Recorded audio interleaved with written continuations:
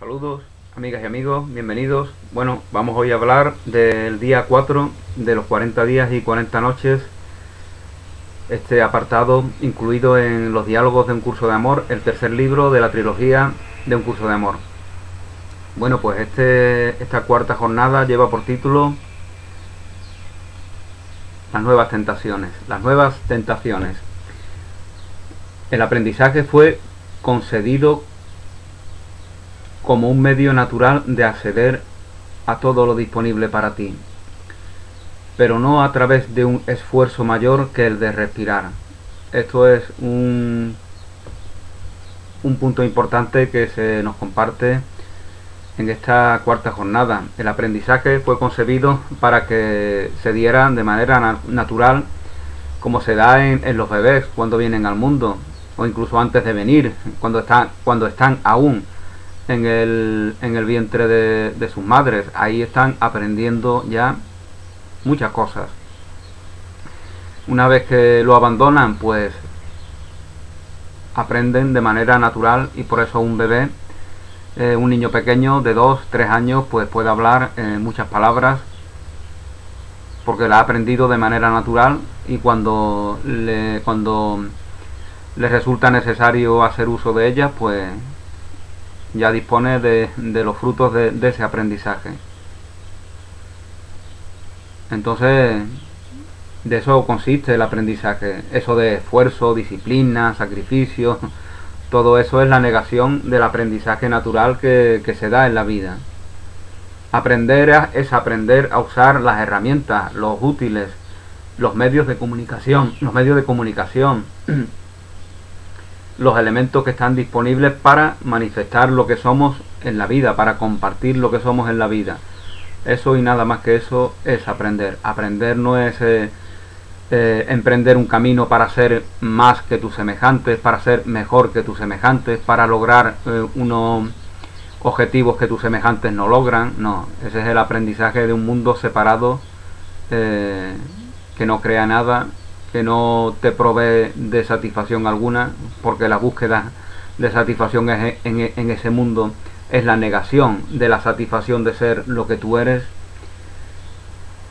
Entonces, bueno, en cualquier caso, eso es lo que se nos da a entender en esta frase. El aprendizaje es algo natural, como el propio respirar. Si reflexionamos, y de esto se nos habla también en esta cuarta jornada, si nos paramos a pensar en cómo respiramos, pues entonces ya la respiración no se da de manera natural. Entonces se convierte en un artificio. Entonces nos puede incluso entrar ansiedad, ¿no? El bebé aprende de manera natural, sin esfuerzo. Las ideas de dolor, de sufrimiento, de sacrificio que contaminan la mente del adulto, las ideas de dolor, de sacrificio que contaminan la mente del adulto, lo condicionan negativamente en el aprendizaje. No solamente que sacrificio, esfuerzo, disciplina no sean precisos para el aprendizaje, sino que nos condicionan negativamente para aprender de manera natural. La capacidad de aprender se da a todos en igual medida. Eso se nos dice en la página 68.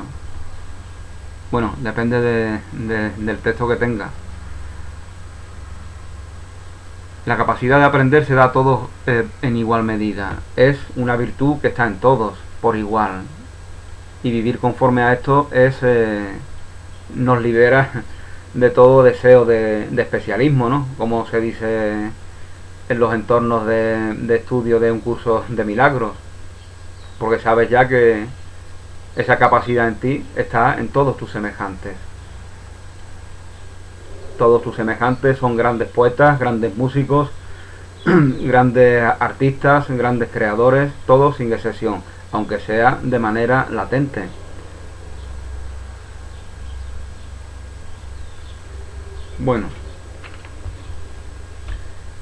Bueno, pues nos dice Jesús en esta cuarta jornada que tu enfado sirve porque atrae la atención a lo incorrectamente aprendido durante el aprendizaje.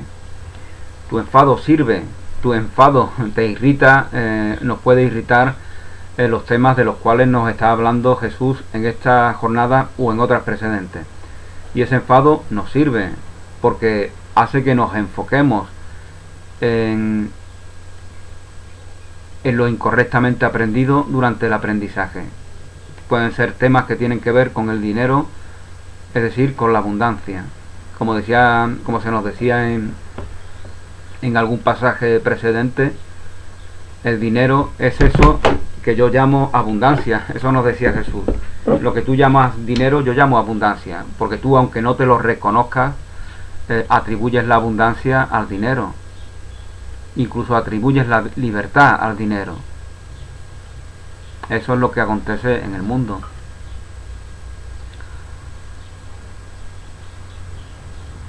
Y entonces el que nos enfademos cuando se nos diga estas cosas, pues estupendo, nos enfadamos, nos enfocamos en lo que se está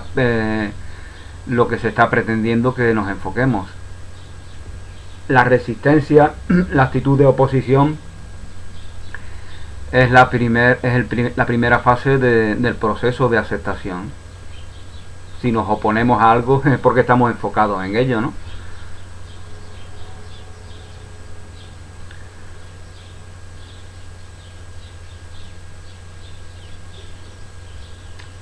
En un lado están las tentaciones de la experiencia humana, lo que está en relación con lo aprendido, y al otro la verdad, las nuevas tentaciones que te incitan a dejar atrás las viejas.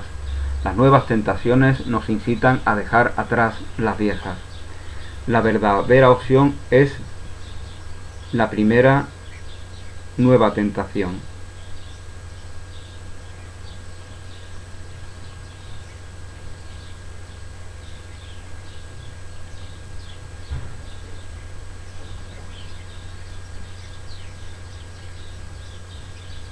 Esta es la nueva elección, la primera nueva tentación.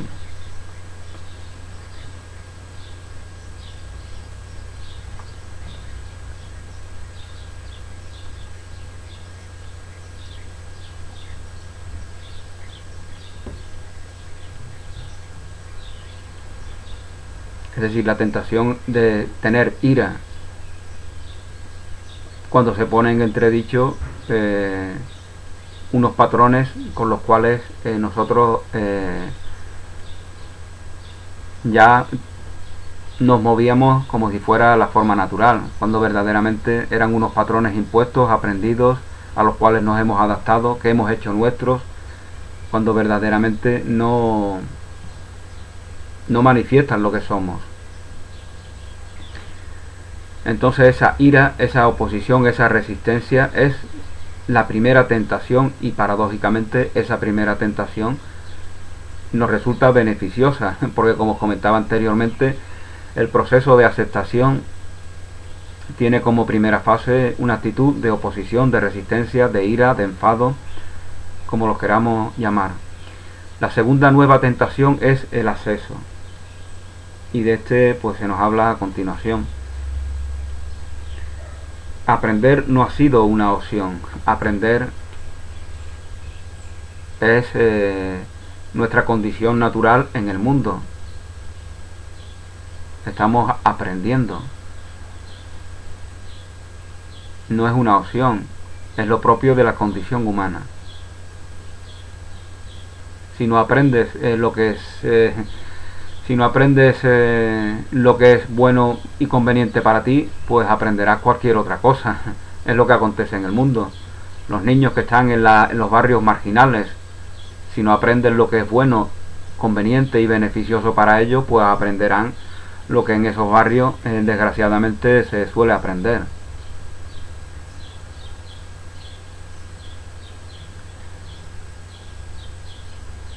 Aprender no ha sido una opción. Es inevitable aprender antes de entrar en el tiempo de la aceptación. Es inevitable aprender. El tiempo del aprendizaje no fue un tiempo caprichosamente concebido. No es que hubiéramos huido del Padre como unos hijos pródigos y desagradecidos. No, eso es solamente una parábola.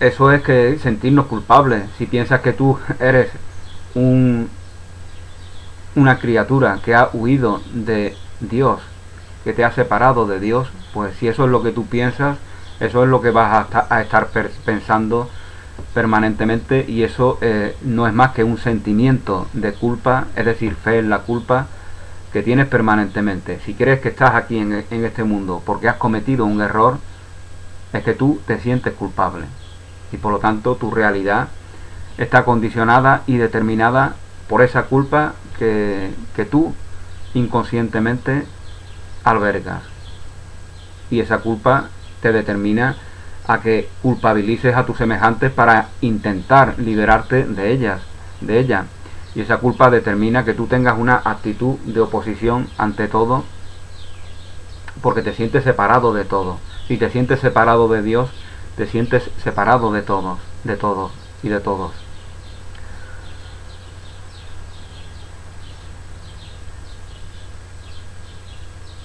Entonces el tiempo de aprendizaje era un tiempo imprescindible. Es lo propio de la condición humana. Es una condición de aprendizaje. Aunque el diseño divino del tiempo de aprendizaje está siendo recreado, el patrón del aprendizaje permanece. El diseño divino del aprendizaje te fue dado y fue natural en ti, como respirar, como ya hablamos anteriormente. No tienes que pensar en respirar generalmente.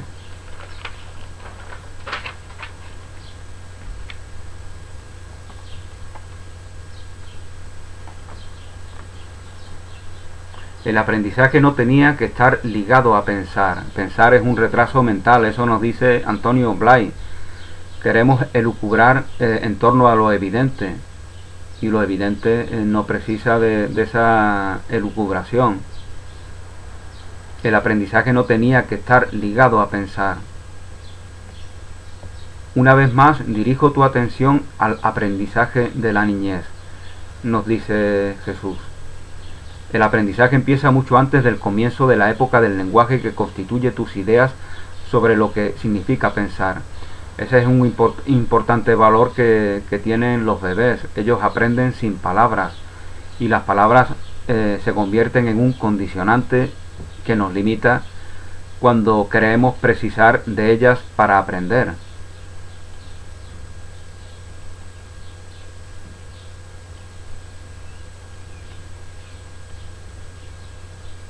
El aprendizaje empieza mucho antes del comienzo de la época del lenguaje que constituye tus ideas sobre lo que significa pensar. En términos de evolución, esto también fue cierto. Aquí se nos compara la evolución con el crecimiento del bebé y con su progresión en el mundo, con el aprendizaje que va recibiendo en el mundo. A pesar de la historia de la creación que simboliza el viaje del hombre, el hombre primitivo no era un ser que aprendiese de la misma forma que tú. El hombre primitivo podemos equipararlo al bebé. Entonces él aprendía de un modo distinto, sin menos condicionantes. De hecho, en nuestra realidad de hoy en día, ese hombre primitivo también tiene parte en ella. Somos sus descendientes. La manera en la que él pensaba también ha creado esta realidad. Con lo cual no es tan primitivo en el sentido despectivo.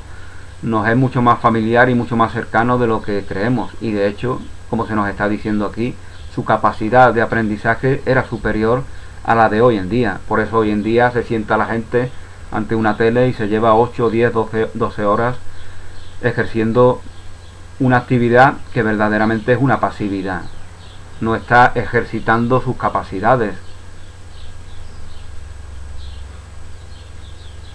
Eso el hombre primitivo, que permanentemente llevaba una vida activa, una vida de relación, en el hombre primitivo no se daba. Su mente no estaba llena de pensamientos. El hombre primitivo no tenía lenguaje. el hombre primitivo no tenía lenguaje verbal, ¿se entiende? El hombre primitivo y la niñez temprana, por lo tanto, pueden usarse como ejemplos de un tipo de aprendizaje que a pesar de la evolución no te ha abandonado. Todos comienzan la vida sin la capacidad de pensar en los términos que ahora asocias casi exclusivamente a pensar. Es decir, ese pensar ha sustituido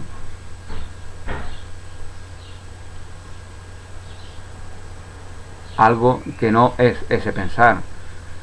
Todos comienzan la vida sin la capacidad de pensar en los términos que ahora asocias casi exclusivamente a pensar, los términos de tener pensamientos o palabras en la mente.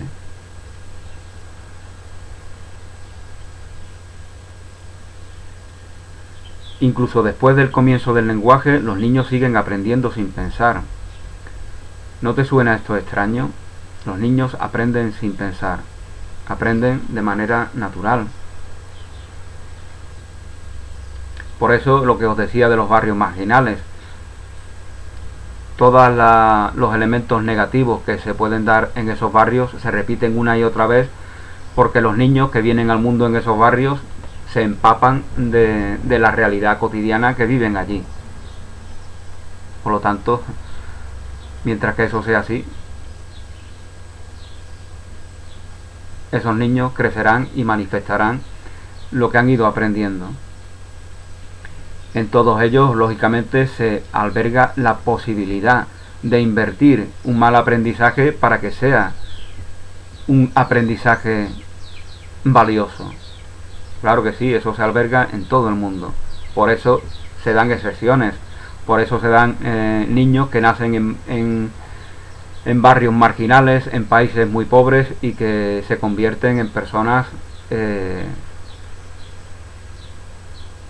se aceptan, que son amorosas, que son bondadosas, que son íntegras, que son plenas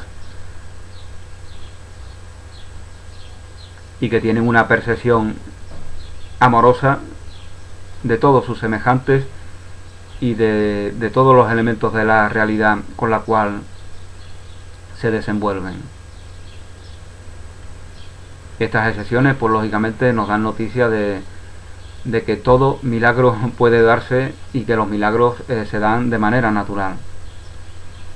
Y estas personas a las cuales me refería no solamente es que sean excepciones en su realidad, es que lo son en la globalidad, porque ellos conocen mejor la condición humana con todas sus miserias, con todas sus limitaciones y la incondicionalidad divina, la incondicionalidad del amor, de la verdad, de la integridad, de la plenitud, de la aceptación.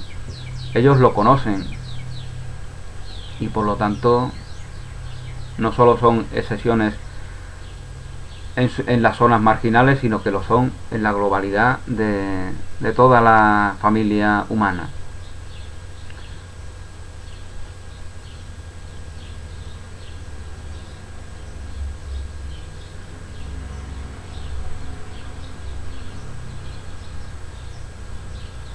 El hombre primitivo y la niñez temprana pueden usarse por lo tanto como ejemplos de un tipo de aprendizaje que a pesar de la evolución no te ha abandonado. Este tipo de aprendizaje no te ha abandonado. De hecho, seguimos aprendiendo cosas así sin que nos demos cuenta. Lo que pasa es que delegamos en nuestro pensar y por eso nos resulta tan difícil aprender cosas que ya hemos etiquetado como difíciles, como por ejemplo aprender una lengua o aprender cualquier carrera que nos resulte complicado, porque no tenemos esa actitud de empaparnos del aprendizaje que estamos recibiendo de manera natural. Todos comienzan la vida sin la capacidad de pensar en los términos que ahora asocia casi exclusivamente a pensar, los términos de tener pensamiento o palabras en la mente. Incluso después del comienzo del lenguaje, los niños siguen aprendiendo sin pensar. ¿No te suena esto extraño? Sin embargo, así es como se diseñó el aprendizaje. El aprendizaje fue concebido como un medio natural de acceder a todo lo que estaba disponible para ti, pero no a través de un esfuerzo mayor que el propio de respirar. El aprendizaje se diseñó como la toma de aire para ser introducido y expulsado, inhalado y exhalado, inhalado y expresado. El aprendizaje es como el respirar, así de natural, así de simple, así de sencillo, y eso es lo que se nos está dando a entender. La capacidad de aprender se da a todos por igual. La conformidad de aprender, sin embargo, es el producto de un sistema exteriorizado. La conformidad de aprender, sin embargo, es el producto de un sistema exteriorizado. La capacidad de aprender es una cosa, la conformidad de aprender es otra. El que todos intenten aprender las mismas cosas y que al identificar el mundo de la misma manera, la manera que se les ha enseñado, piensen que han tenido éxito en el aprendizaje, es la causa de la insensatez del mundo. Todos queremos aprender lo mismo, todos queremos aprender que el 12 de octubre de 1492 Cristóbal Colón descubrió América, y todos tenemos que aprenderlo en las escuelas, pues este aprendizaje simboliza todos los aprendizajes que se dan en las escuelas del mundo. Se quiere que todos aprendan lo mismo, pero es un aprendizaje de una serie de datos que no les aportan nada, que no nos hacen más amorosos, más bondadosos, que no nos permite que nos aceptemos, que no permite que seamos creativos, que se manifieste de manera natural la propia creatividad. Por eso en las escuelas normales pues no se enseña arte, no se enseña creatividad, no se enseña danza, no se enseña nada que tenga que ver con una vida creativa, con una vida dinámica. Y como alguien comentaba en algún vídeo que he visto hace poco, incluso a los niños que son muy activos se les medica para que deje de serlo. Es lo que decían tradicionalmente muchos padres y muchas madres, ¿no? Los niños buenos son los que están sentaditos ante la tele, ¿no? Ese es el niño bueno. El niño que se mueve, que salta, que habla mucho, ese es un niño travieso. De esa manera los propios padres y madres colaboran en esa represión de nuestra creatividad natural, y lo hacen lógicamente inconscientemente, tomando como enfermos, calificando de enfermos a los niños que simplemente expresan de manera natural esa actitud activa que es propia de todos, que es nuestra manera natural de ser. La manera natural, la que no es natural, es la de la sumisión ante lo que se nos impone, es la de la pasividad que demuestra ese niño que está ante la tele muerto de miedo. No es que sea bueno, es que el pobre está asustado y por lo tanto se somete a todo lo que se le está imponiendo para que no se le maltrate, para que no se le castigue.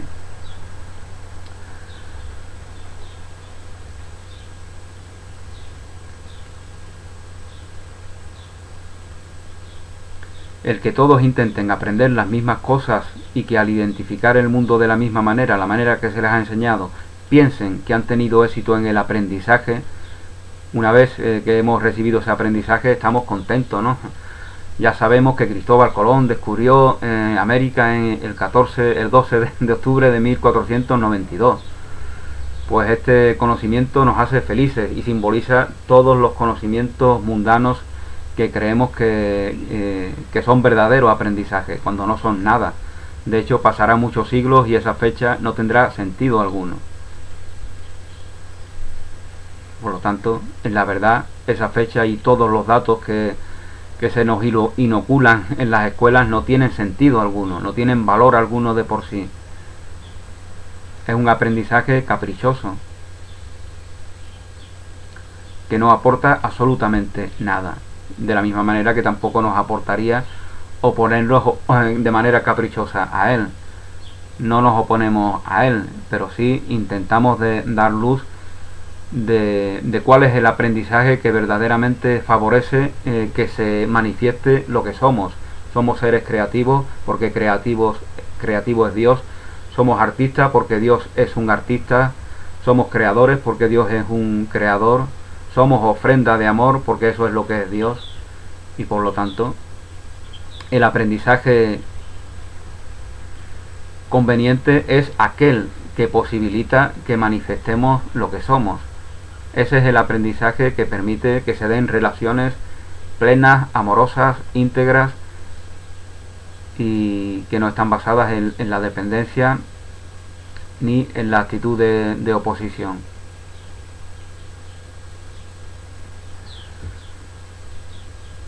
El que todos intenten aprender las mismas cosas y que al identificar el mundo de la misma manera piensen que han tenido éxito en el aprendizaje es la causa de la insensatez del mundo. Esta es la causa de la insensatez del mundo. Todo el mundo se adapta a lo que se les impone. Esto lo simboliza, por ejemplo, el ejército. ¿Por qué se visten todos iguales? La misma gorra, la misma chaqueta, el mismo pantalón, las mismas botas, para que olviden su individualidad. Porque ellos, su individualidad verdadera, su conciencia individualizada, que es verdad en armonía con toda la creación. Se pretende que la olviden, que la subyuguen y que piensen que su verdad, que su valor está en mimetizarse con ese ejército, y por eso están esas prendas que son todas iguales, por eso se desfila y todos desfilen iguales, por eso todos hacen lo mismo, hacen los mismos gestos, para que recuerden que ellos no son nada, que son algo solamente en ese rebaño que se llama ejército. Quieren, por lo tanto, destruir la obra de Dios. Eso es la función de la milicia, destruir la obra de Dios. Y la obra de Dios es esa conciencia individualizada que se reconoce en la verdad, que se reconoce en la armonía, pero no en la falsa armonía de un ejército que nos niega, de un rebaño que nos niega.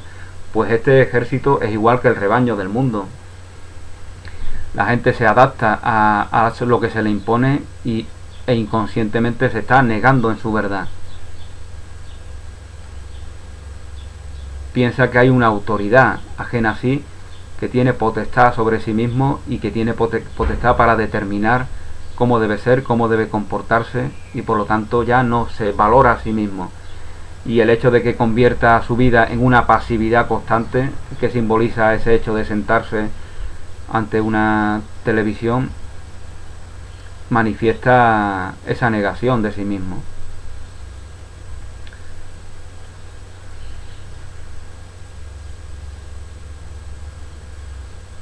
Esa es la causa de la insensatez del mundo y de tu ira hacia la manera en que las cosas son en el mundo. Nuestra ira hacia el mundo es el primer paso para saber que el mundo no existe, que el mundo no es real, que el mundo no tiene potestad sobre nosotros, que el mundo es una percepción errónea.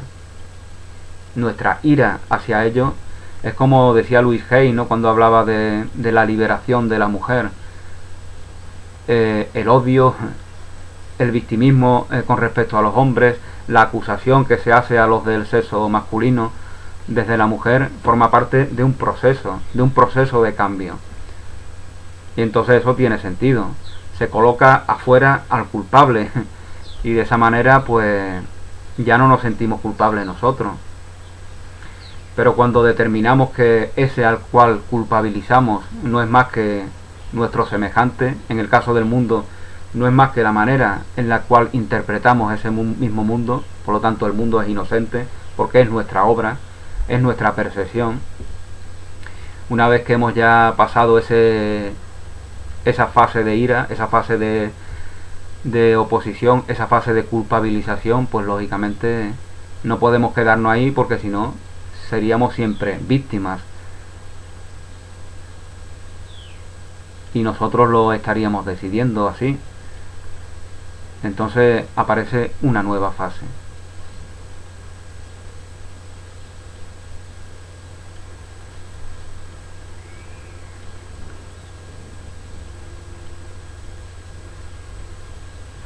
Se trata de una ira que proviene de la falta de elección. Estamos irritados porque no se nos ha permitido elegir. Pensamos que se nos podía haber enseñado otras cosas. Entonces afuera, en el tiempo y el espacio, en un lugar del tiempo y en un lugar del espacio que no es precisamente aquí ahora, hay un culpable. llega un momento en el que sabemos que eso no es así. Siempre estamos aquí y ahora, por lo tanto, llega un momento en el cual sabemos que estamos aquí y que hemos venido para recibir un aprendizaje, y que si ese aprendizaje ya no nos es válido, o que ya no nos es válido tal como si lo fuera en tiempos pasados, en nosotros está la capacidad de reinterpretarlo para trascenderlo, porque a fin de cuentas no precisamos más aprendizaje que aquel, como os comentaba, que nos posibilite compartir lo que somos.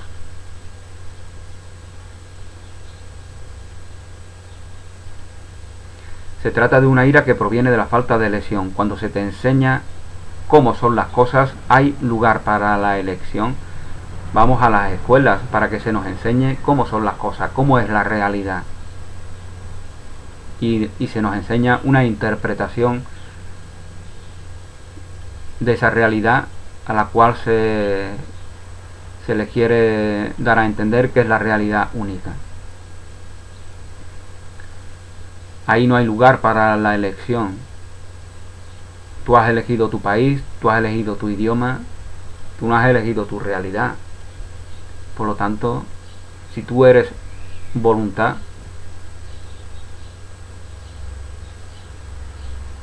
no tienes por qué identificarte con lo que no has elegido.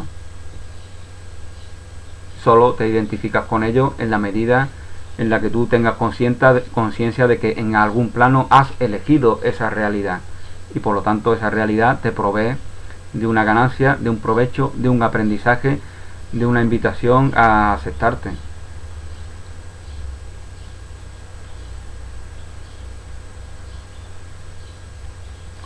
Hay lugar para la elección cuando se te enseña cómo son las cosas, hay lugar para el descubrimiento, y al averiguar qué se te enseñó de forma incorrecta, ¿por qué no ibas a enfadarte? Es normal que te enfades.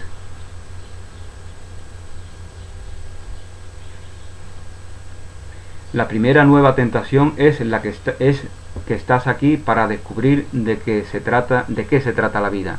La primera nueva tentación es que estás aquí para descubrir de qué se trata la vida. Estás tentado a descubrir de qué se trata la vida. Eso es una tentación, según nos dice aquí, una nueva tentación.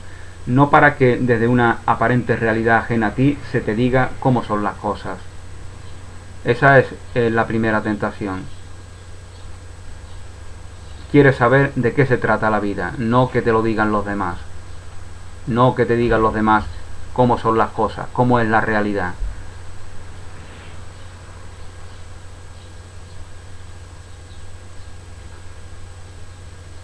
La segunda nueva tentación es el acceso. Se te ha dicho que en la unidad existe un lugar, el acceso, en la unidad existe un lugar que es tu estado natural, un estado libre de deseo, un estado libre de sufrimiento, libre de aprendizaje, libre de muerte. Que se te diga que existe un lugar así no es más reconfortante que las palabras de consuelo si no sientes que sí tienes ese acceso a este lugar. Que se te diga eso no es más que una especie de consuelo si tú no lo sientes verdaderamente en ti, que ese acceso está en ti. Es como si te dijera que el mayor tesoro que pudieses desear se encuentra encerrado tras una puerta para la cual no tienes la llave. El acceso entonces es la llave del tesoro.